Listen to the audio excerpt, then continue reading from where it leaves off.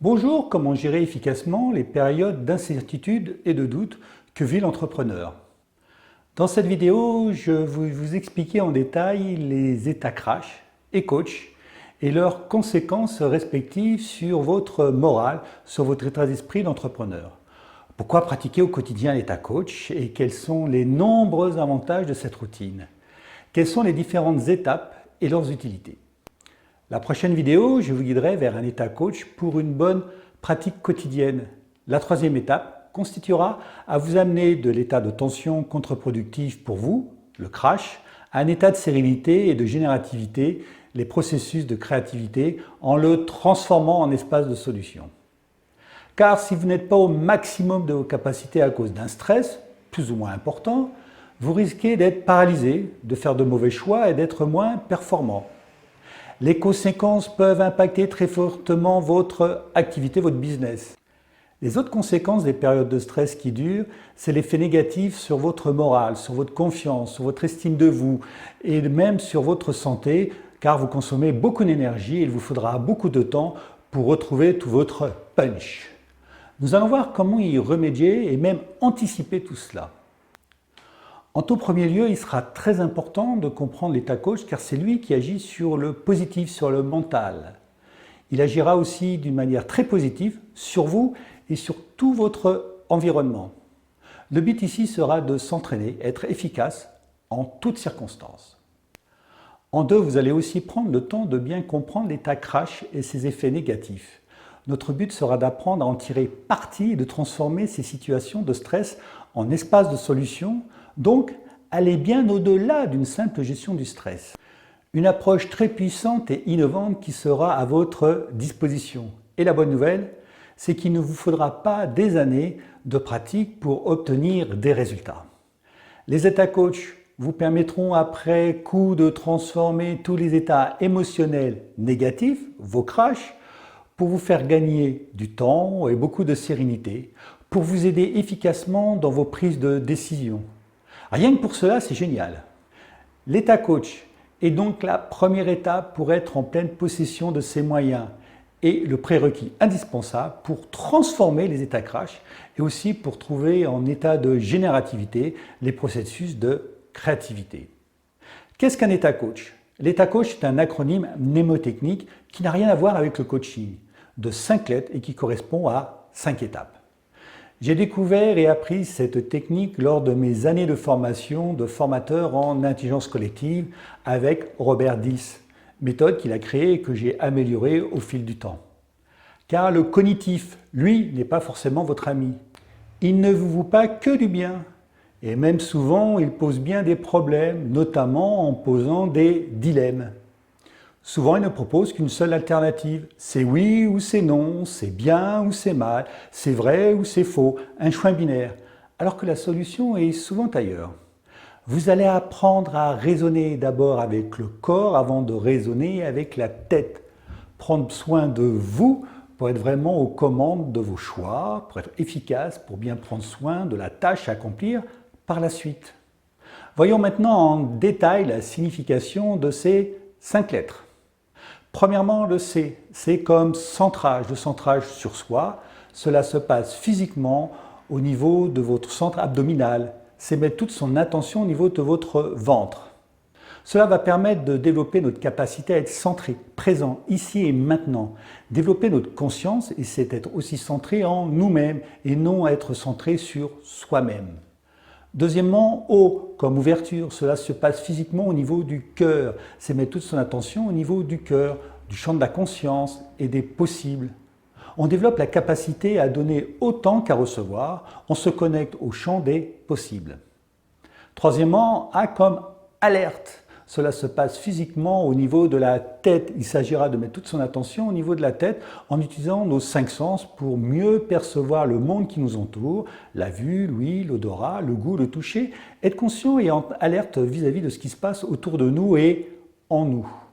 Être en alerte, c'est aussi utiliser le 6e sens, l'intuition. L'intuition s'y appelée l'intelligence du génie créatif. L'intuition est silencieuse alors que l'émotion est plutôt bruyante. Nous voyons ici l'importance du silence dans le développement de notre intuition. cette capacité à percevoir les signaux faibles avant-coureurs. Ce n'est pas dans un environnement bruyant que l'état coach sera possible. Point très important, dès que vous avez quelque chose qui vient, notez-le sans essayer de comprendre, sans jugement. La compréhension viendra bien plus tard de façon évidente. Quatrièmement, c'est comme connexion. Connectons-nous à nous-mêmes. Centre, cœur, tête. Et pour finir, H comme hospitalier. L'hospitalité envers tout ce qui peut survenir à partir d'un état de ressources et de curiosité. C'est notre capacité à accueillir toutes les idées sans jugement, accueillir aussi les personnes sans préjugés, sans avoir l'intention de les changer, ceci dans le but de favoriser l'émergence d'idées. Le fait de s'arrêter, de prendre un temps pour respirer, est déjà un début en nous et vous allez voir comment catalyser ces moments pour prendre rendez-vous avec vous-même, pour prendre soin de vous en premier. Voyons maintenant la signification de l'état crash. Il s'agit là aussi d'un acronyme mnémotechnique de 5 lettres qui correspond à 5 étapes bien précises. C'est comme contracter, c'est très facile à voir lorsque les personnes sont tendues. C'est physique, on le ressent, en se disant « tiens, aujourd'hui, elle n'est pas dans un bon jour ». Donc si vous êtes tendu, vous êtes très probablement en état crash. R comme réaction, où les personnes en réaction vont couper la parole aux autres, tout simplement parce qu'elles sont impatientes de dire ce qu'elles ont à dire.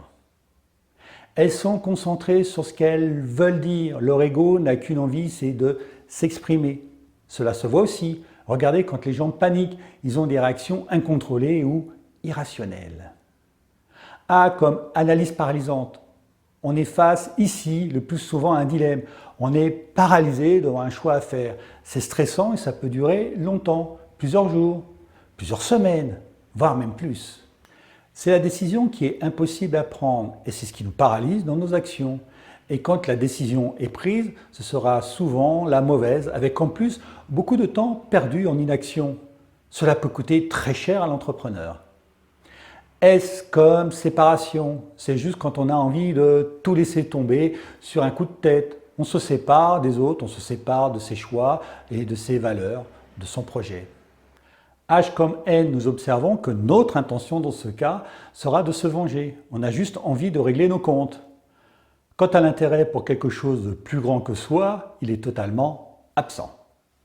Voyons maintenant les relations entre état crash et état coach.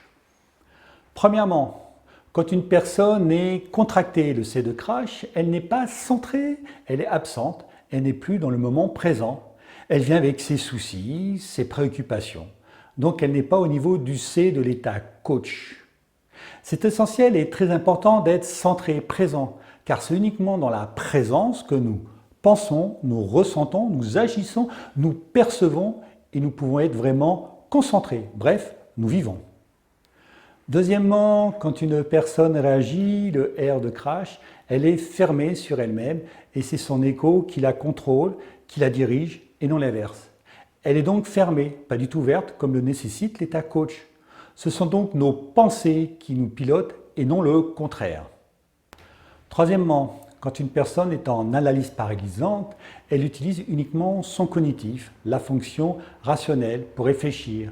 Elle est déconnectée, elle n'est pas en alerte avec les autres sens, avec son environnement, soit le A d'attention de l'état coach qui est absent. C'est bien ou c'est mal, c'est oui ou c'est non, c'est vrai ou c'est faux, une fonction binaire, et nous ne sommes pas ouverts au champ des possibles.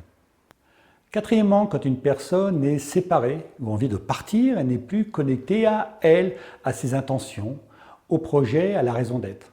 C'est le deuxième C de l'état coach, la connexion. Là, un signe du désalignement, la perte de sens. Enfin, en 5, quand une personne vient avec de la haine, elle n'est pas dans l'intention d'être dans l'hospitalité, soit le H de l'état coach. L'énergie et l'attention ne sont pas focalisées dans la construction, mais dans la destruction. Très important, si vous voulez sortir d'un état crash, la première étape est bien de comprendre l'état coach. Et surtout de l'avoir intégré dans une pratique régulière. Car si vous attendez de rencontrer une situation crash pour la transformer, vous n'y arriverez pas. Il est essentiel de s'entraîner à la pratique de l'état coach bien avant. Imaginez que cela peut changer pour vous et pour tout votre entourage de savoir comment transformer un état crash rapidement. Travailler cet aspect vous permettra de développer un mindset à toute épreuve, de développer votre résilience, capacité à surmonter rapidement les obstacles, une soft skills qui est très recherchée en période d'incertitude et de crise, d'où l'approche d'un entrepreneurship moderne. Et maintenant, un exercice. Prenez de quoi écrire. Répondez rapidement à ces questions. Quelles sont les situations crash que vous avez vécues? Comment se sont-elles manifestées? Étiez-vous contracté, en réaction, paralysé, séparé ou avec de la haine? Utilisez la définition des 5 lettres de l'état crash pour structurer votre réflexion et vos réponses. Combien de temps ces situations ont-elles duré? Quelles ont été les conséquences? Combien avez-vous vécu de ces situations? Partagez vos expériences, posez-moi vos questions. À présent, vous savez ce qu'est un état crash et ce que c'est un état coach. Maintenant, il vous faudra bien prendre conscience de tous vos états crash, même tout petits, car sans cela, vous allez perdre beaucoup en performance, notamment dans la prise rapide de bonnes décisions, très utile à l'entrepreneur. Passez maintenant à la pratique avec la prochaine vidéo, sans oublier de faire avant tout l'exercice que je vous ai donné dans cette vidéo. Cette pratique est utilisée par des très grands chefs d'entreprise, alors adoptez-vous aussi leur méthode. À très bientôt pour une prochaine vidéo. Au revoir.